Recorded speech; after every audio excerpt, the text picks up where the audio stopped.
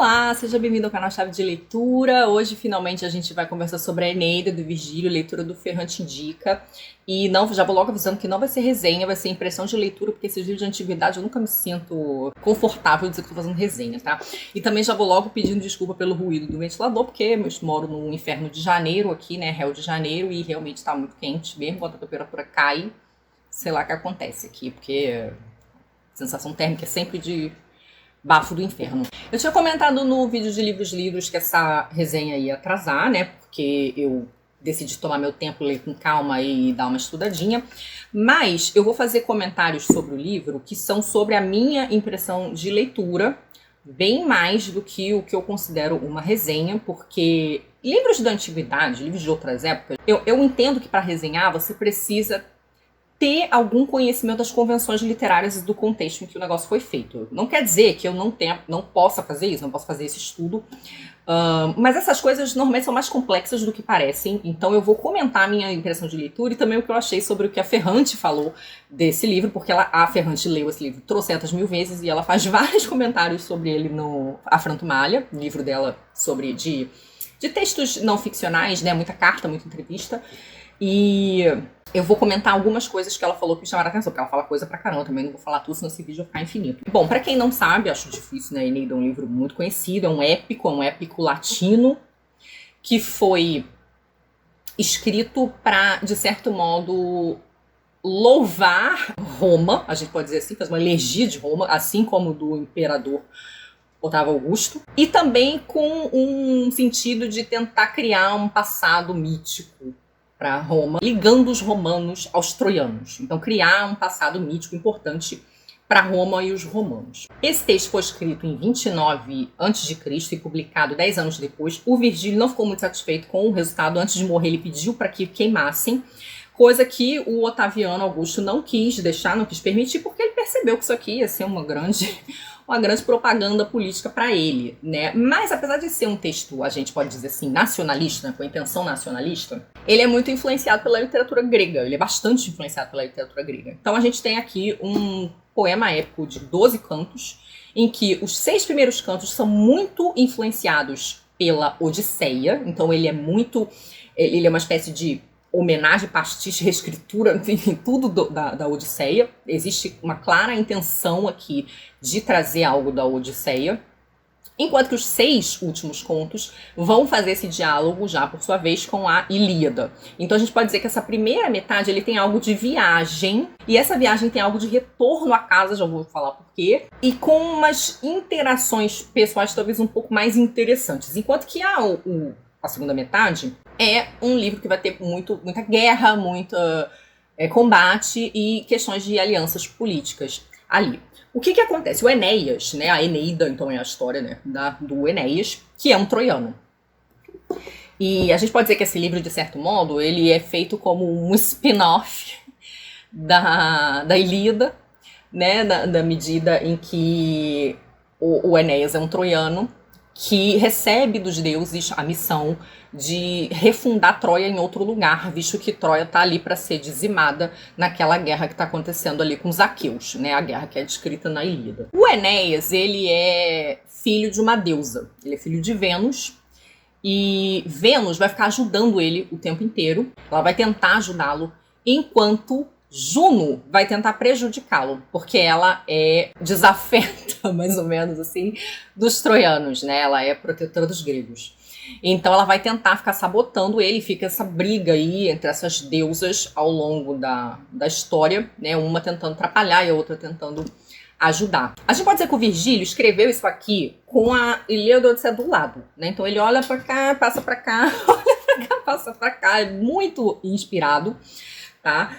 Então, por exemplo, ele vai seguir convenções homéricas como começar em media res, né, que é começar a história pelo meio, né? Então existem esses resgates de convenções homéricas, embora a gente possa dizer que o Virgílio é bem mais literário, né? Do ponto de vista do estilo, ele soa mais literário, ele é mais enfeitado, mais rebuscado do que Homero, né? Inclusive porque ele vem de uma série o Virgílio ele já observou uma série de tradições literárias E ele vai tentar, inclusive, emular uma série dessas tradições aqui dentro do texto. Eu não vou me aprofundar nessa questão, mas, por exemplo, eu assisti muito, enquanto eu estava lendo aqui, os livros do professor Rodrigo Tadeu, acho que é Rodrigo Tadeu Gonçalves o nome dele, que é um professor de literatura clássica, e ele tem aulas que ele colocou inteiras no canal dele, e uma aula para cada canto. Ele me ajudou, inclusive, muitíssimo, né, enquanto eu estava lendo aqui. E uma coisa que ele vai dizer é que em vários momentos o Virgílio alude a estilos literários da época. Então, por exemplo, quando ele está falando de uma situação amorosa, ele vai reproduzir a lírica amorosa. Quando ele está tratando de uma questão muito trágica, ele vai reproduzir um pouco do estilo da tragédia, né? Quando tem uma personagem tentando convencer outra personagem, ele vai se empregar dos recursos da retórica, né? Então, de várias maneiras, ele vai se utilizando ali de diferentes estilos e convenções literárias da sua época dentro desse poema, tá? Então, como eu falei, não vou me aprofundar nisso, mas é uma coisa interessante, foi uma coisa interessante de descobrir. O imperador Otávio Augusto foi quem instaurou a Pax Romana, ou seja, ele acabou com as guerras civis. E esse poema, ele pode ser considerado uma elegia ao Otávio Augusto. E uma questão importante, muito importante, inclusive para Ferrante, principalmente aqui, é a rivalidade entre os romanos e Cartago. Então a gente vai ter aqui o famoso episódio com Dido, a rainha de Cartago, de quem o Enéas vai se aproximar. Partindo do princípio, durante os conflitos lá em Troia, o Enéas vai receber uma série de mensagens, ele vai ter visões, sonhos proféticos e mensagens de deuses dizendo que ele vai ter que ir embora, ele vai ter que reunir ali um pequeno grupo de pessoas, pegar o pai dele e a família dele, o filho, né, o Ascânio, e tentar ir embora para fundar Troia em outro lugar. O Enéas, ele é muito conhecido como né, esse é o epíteto dele aqui, o piedoso, né, o piedoso. E isso quer dizer que ele é muito ligado aos deveres civis, religiosos, pátrios, familiares, né? Então ele é um herói, vamos dizer assim, muito correto. Ele é bem mais humano quando comparado com Ulisses e Aquiles, por exemplo, porque Aquiles era muito vaidoso, né? Era muito orgulhoso, enquanto que o Ulisses era um pilantra, né? Uma pessoa que passava a perna nos outros, assim, ele tinha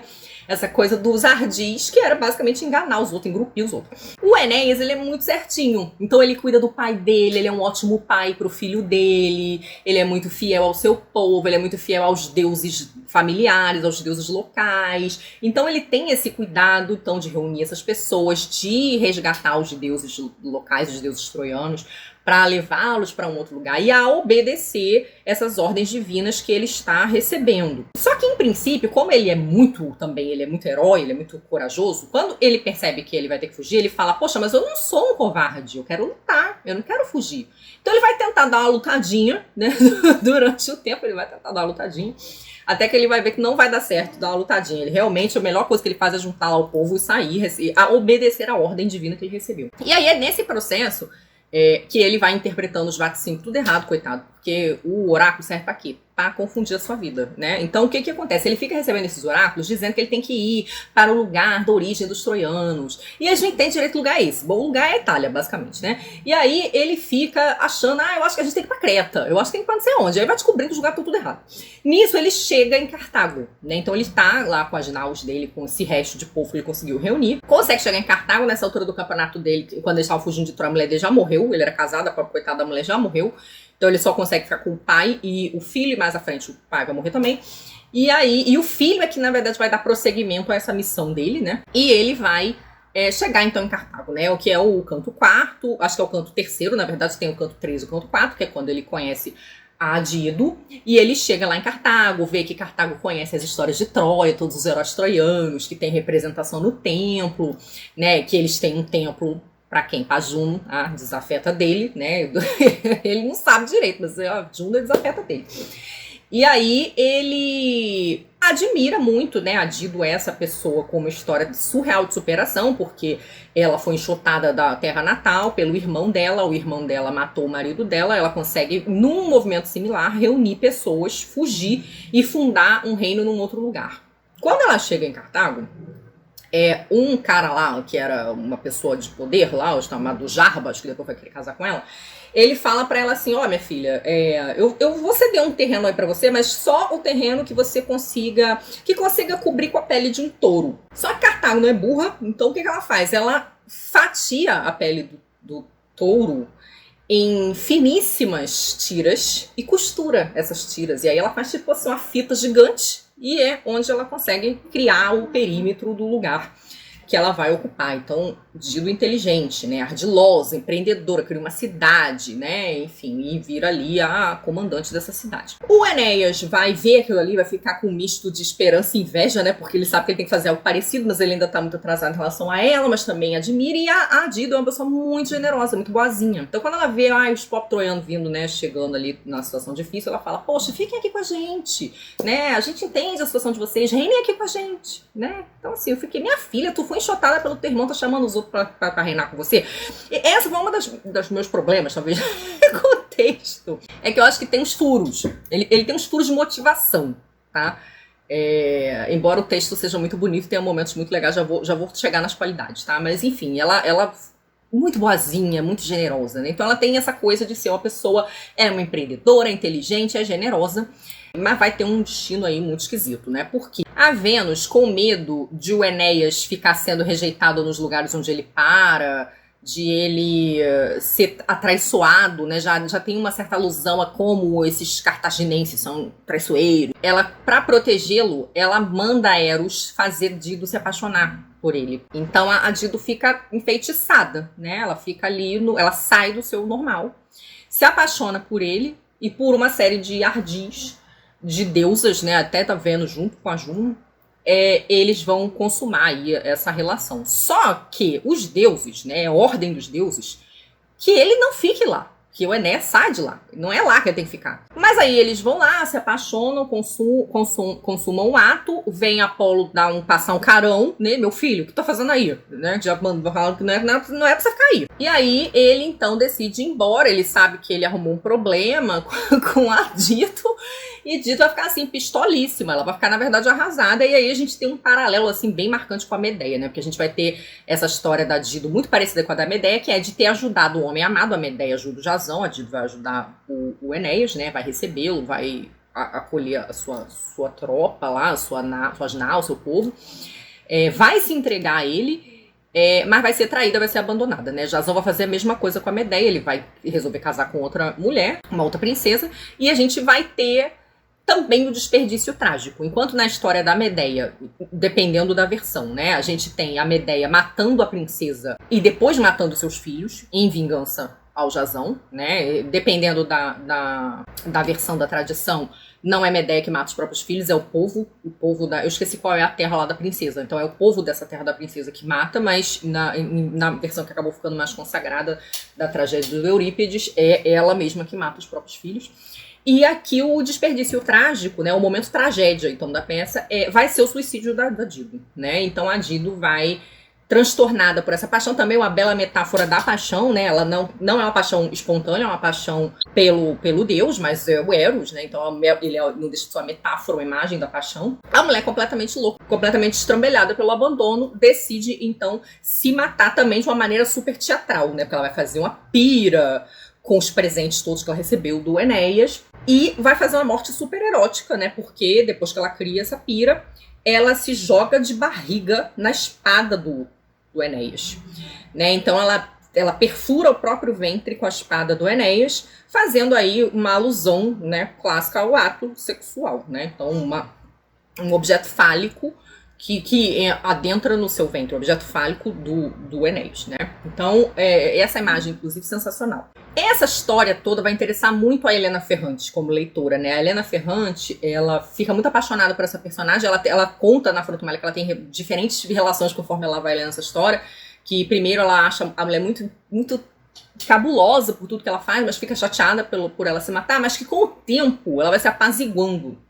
Porque ela percebe que tem algo de uma humanidade muito complexa na Dido. Porque ao mesmo tempo que ela é uma grande empreendedora, muito ardilosa e muito generosa, ela, movida por grandes sentimentos, também pode ser uma pessoa muito destrutiva, né? Pode ser vingativa, enfim, pode ser uma pessoa fora de controle. E a Ferrante se interessa por esse lado da humanidade, e isso vai ser muito importante na sua literatura, em especial na criação da personagem Olga, do Dias de Abandono, onde ela vai, de certo modo, evocar essas mulheres abandonadas, né? Seja ela Dildo, seja a Medeia, né? E sendo Ferrante uma italiana, leu pra caramba todos esses clássicos aí, né?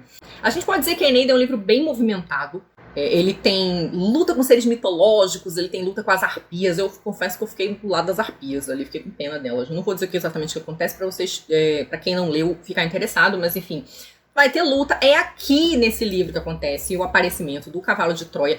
Eu fiquei muito indignada, queria dizer, porque o que acontece? É aqui que a gente vai ter o cavalo de Troia, a cena do cavalo de Troia descrita, né?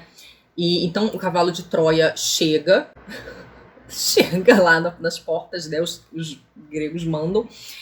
E isso divide os troianos. Eles ficam, pô, que troço é esse? Né? Isso aí, boa coisa não pode ser. E aí, um cara lá, um infiltrado, que diz que foi... Ele ia ser eles inventam esse caô, né? Que ele é infiltrado dizendo que ele fugiu de uma situação que ele seria sacrificado. Ele seria dado como sacrifício humano. E aí ele chega lá e fala, não, os gregos fizeram isso porque a deusa mandou. A deusa falou que eles não iam ganhar, não iam conseguir voltar para casa...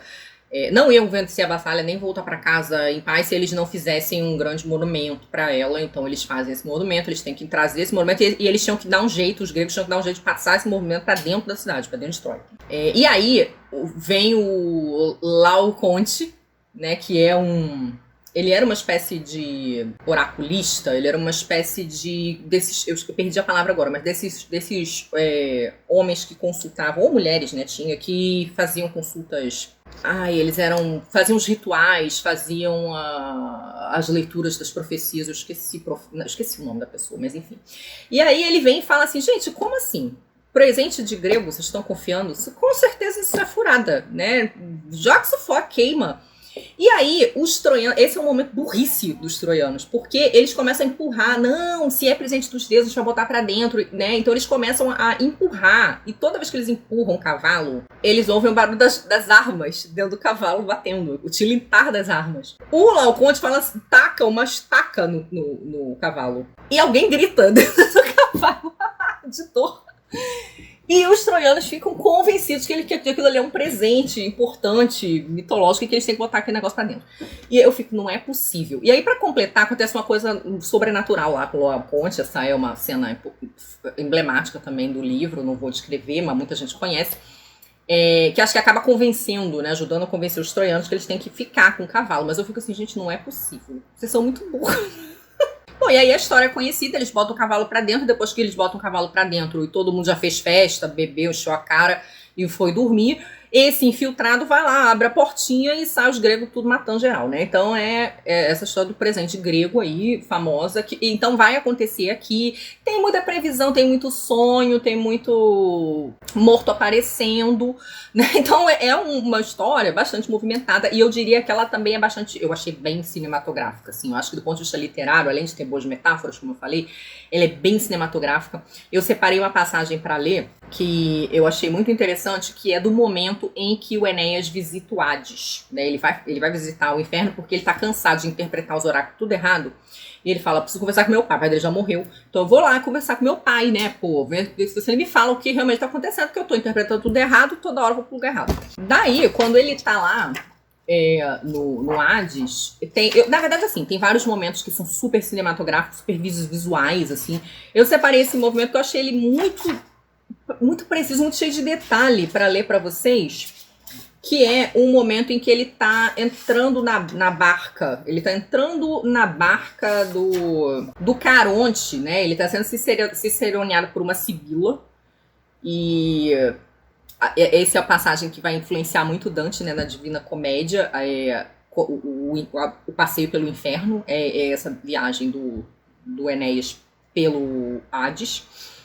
E olha essa cena, olha a minúcia dessa cena. Ele tá entrando na barca do Caronte. Só que ele não morreu, né? O Caronte leva almas, espíritos.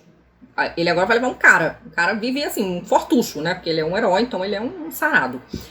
Ao seu peso gemeu a barcaça, fraca para isso, e fez a água lodosa por todos os lados. Né? Então você imagina a água lodosa se agitando porque esse humano muito pesado entrou na barca do Caronte.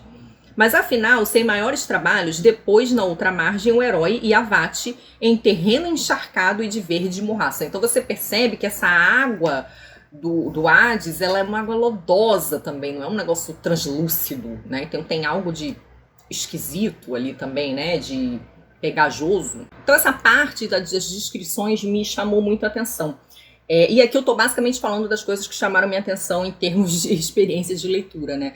Teve uma coisa que me chamou muito a atenção no sentido do estranhamento, que foi o fato de que em seguida da morte da Dido, né, do seu suicídio, vem os jogos fúnebres. Então o pai do Enéas morreu, ele chegou numa outra cidade e como fez aniversário, né, um ano que o pai dele morreu, ele decide fazer jogos fúnebres. Então é muito esquisito, porque você tem aquele dramão pesado da mulher se matando, né, jogando um monte de praga, porque ela vai rogar um monte de praga pro Enéas. Ela vai falar, você foi embora, você nem me dá tchau, seu ingrato, pois você vai passar muita fome ainda, você não vai conseguir realizar o que você tem que realizar. Então ela joga lá umas pragas, e aí depois disso é um monte de jogo. É só as Olimpíadas. Então fica esses jogos fúnebres, com o Enéas distribuindo prêmio para quem ganha, prêmio para quem não ganha, para quem rouba, para quem ganha roubado, para quem não ganhou nada e ficou com prêmio de consolação, enfim. Opa, totalmente lé com cré, assim. E o professor Rodrigo, nas aulas dele, vai dizer que tem um paralelo aí dos concursos de tragédia, porque quando aconteciam os concursos de tragédia, né, na Grécia, você tinha 3 tragédias e no final uma sátira. E essa sátira, você ficava o dia inteiro vendo essas peças, né? Essa sátira era exatamente para dar um alívio cômico, porque você ficava ali vendo 3 tragédias seguidas, então era muito pesado, porque tem essa coisa da questão da catarse, né?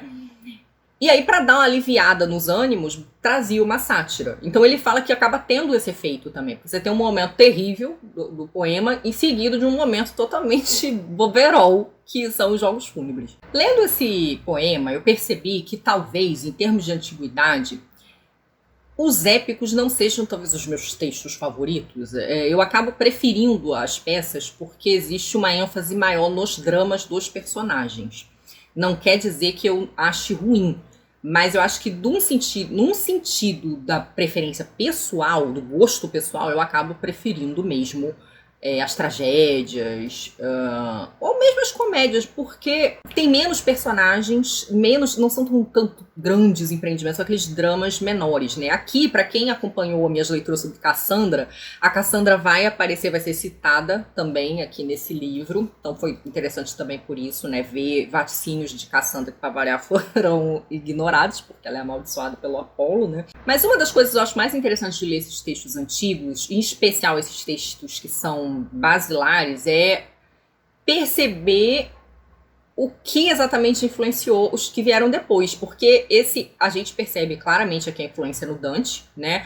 Na Divina Comédia, o Virgílio ele vai ser um personagem da Divina Comédia, vai ser quem vai guiar, né? Quem vai ciceronear o Dante personagem, mas a visita ao Hades é muito parecida com a visita ao inferno, né? Porque o que os personagens fazem no inferno lá no Dante é muito parecido com aqui, que é encontrar pessoas e conversar, né? Então as pessoas vão andando de um lado pro outro, encontra fulano, fulano, você tá aqui, e aí, o que aconteceu? E aí fulano conta uma história.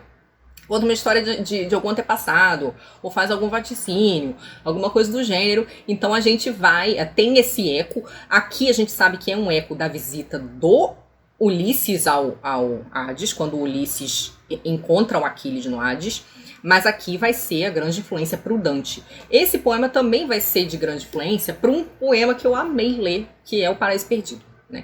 Tem a resenha aqui no canal. O Paraíso Perdido, do John Milton, que tem uma série de diálogos, né? O Milton ele vai se aproveitar não só da obra do Virgílio, mas também das de Homero, né? Então é uma influência grande também, inclusive assim, o Milton é um grande criador também de cenas, de detalhe, de personagem.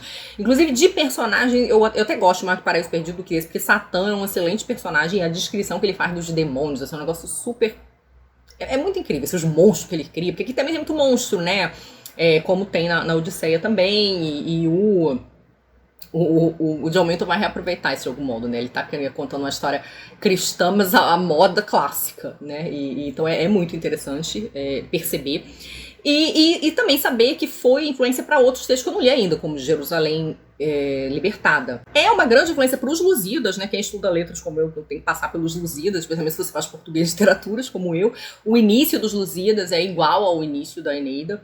Então é importante. E assim, Vamos lembrar que eu estou lendo para o Ferrante Indica. Então, esse também foi um livro importante para a nossa curadora aí, a Ferrante, né, que se debruçou muito, Ferrante, que leu não só muito a Eneida, como o Dante também, né, nesses textos dela, das margens do ditado, ela fala um bocado do Dante, enquanto na Frontomalha ela fala um bocado da Eneida, de Dido, né, ela parece que escreveu trabalhos sobre esse canto quarto, que é o canto do suicídio da Dido. E aí ela vai falar umas coisas interessantes, ela tem essa questão já da complexidade humana dela, mas uma outra coisa que ela fala que eu acho super bonita é em relação à costura que a Dido faz da pele do touro.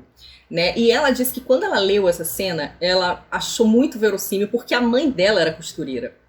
E tem algo a Dido como... A Dido é uma refugiada, de certo modo, né? Ela é uma expatriada, né? E tem algo disso da mãe da Ferrante, que era alemã. E a Ferrante diz que viu muito a mãe dela costurando à noite. Então, quando ela lê essa história da Dido ardilosa, cortando em tirinhas a pele do touro e costurando à noite, que ela achou muito verossímil essa cena da mulher que tece à noite, né? Da mulher que faz a sua história ali na calada da noite, né, ali com aquela minúcia ali do manual, assim, sabe? E eu achei essa imagem tão bonita. Ela também vai falar algo muito interessante sobre... A Ferrante vai fazer uma conexão entre Eros e a guerra, né? Então ela vai mostrar que Cartago, assim que o Enéas chega, é a cidade do amor. Porque ele é acolhido, né? Porque eles depois viram um casal. Ali tem tudo para ser uma cidade da parceria e do amor, e que acaba se tornando a cidade do ódio. Então ela vai dizer que é uma bela metáfora literária para o ódio entre nações, que acaba culminando, né, na guerra, que é o fato da incapacidade dessas nações, desses lugares, de cooperarem, de se respeitarem, né, algo que culmina aí nesse ódio, perseguição histórica, né. Então, assim, a Ferrante falando da Eneida é a coisa mais linda do mundo. E aí, então é isso, gente. Se vocês me perguntarem, resumindo as minhas opiniões das minhas impressões de leitura, a Eneida é um texto gostoso de ler, é um texto movimentado, é um texto que eu achei super cinematográfico, visualmente muito rico, com belas metáforas. A primeira metade muito mais interessante do que a segunda tive que fazer uma força para terminar, achei mais chatinha. Talvez não seja meu estilo favorito de texto, mas ainda assim foi muito interessante por ter contato com esse texto que é fonte, né, que é base, que é influência para tantos outros. E em especial aí para nossa escritora querida. Continuo achando o Enéas meio chato, meio sem graça quando comparado com Ulisses e Aquiles, mas a leitura que a Ferrante faz da Dido é realmente muito, muito interessante. Me digam aí se vocês leram e o que vocês acharam, qual a opinião que vocês têm sobre esse texto. E muito obrigada sempre pela companhia, muito obrigada aos apoiadores e membros por apoiar o meu trabalho. Um beijo grande e até a próxima. Tchau!